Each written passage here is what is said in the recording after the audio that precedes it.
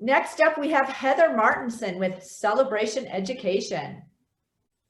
I'm also excited to be talking to you guys today. A little bit of an introduction for myself. I started Celebration Education in 2006, and it was just one class a week in a small town here in Southern California. But by now, Celebration Education has been in 4 counties and offering up to 3 days of classes each week. But my story actually starts back in the 80s when my mom started homeschooling my younger siblings. I knew at that time that my kids were not going to be going to traditional schools.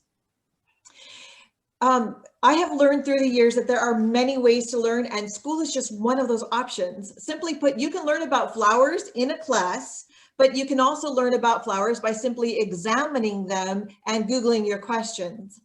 I wanted to hold a conference this month because I feel frustrated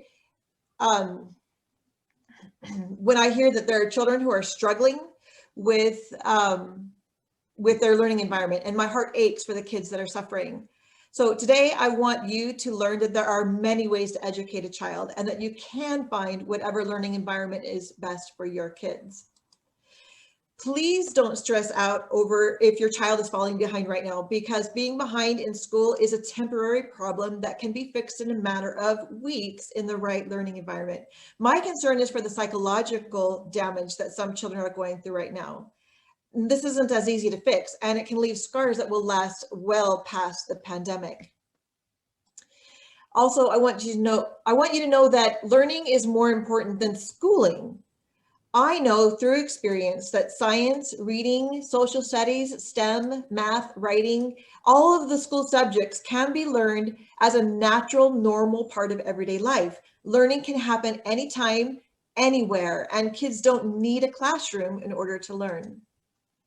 See, children like to learn, and unless school gets in the way, they will always naturally be learning. Sometimes though, school requirements do get in the way. For example, if your child is always asking questions, I mean, it can be annoying, but this is proof that they're learning. As long as they're still asking questions, you know they still like learning, which is a good thing. A long time before the internet existed, children were learning outside of school. Whether by choice or by circumstance, many impressive people gained their educations outside a traditional classroom. People like Thomas Jefferson, Alexander Hamilton, Abraham Lincoln, Claude Monet, Florence Nightingale, Booker T. Washington, George Washington, Phyllis Wheatley, Laura Ingalls Wilder, Orville and Wilbur Wright, Susan B. Anthony, Charlie Chaplin, Charles Dickens, Albert Einstein, Benjamin Franklin, the Williams sisters, and so many more people. These people were fortunate to get the education that matched their talents and allowed them to increase their genius. They got their educations through non-traditional means, giving them opportunities to do more than they would be allowed to do if they were in school. I believe that every child has genius, but if you judge a fish by its ability to climb a tree, it will live its whole life believing that it's stupid.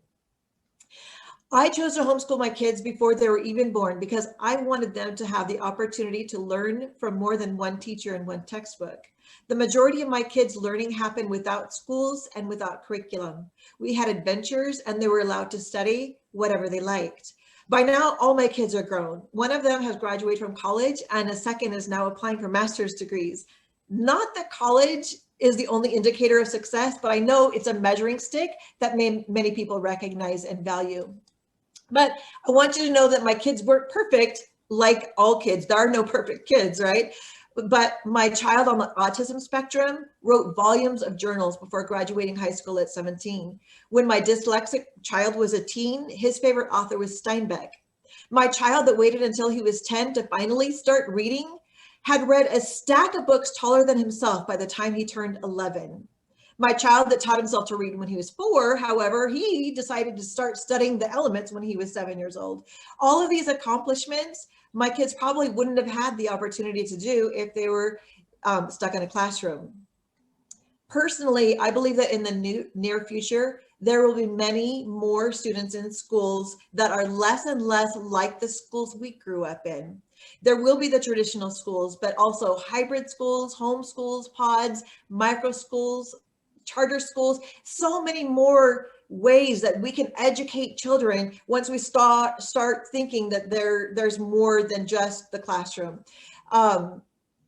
Each of these new schools with their own educational philosophies and their own approach to learning. And I think that's exciting. It's, to me, I love hearing about new ways to learn. With so many schooling options here in California, I'm confident that every family can find the schooling their child needs. To help in your search, I invited a number of people to speak to you today about various types of schooling and learning methods.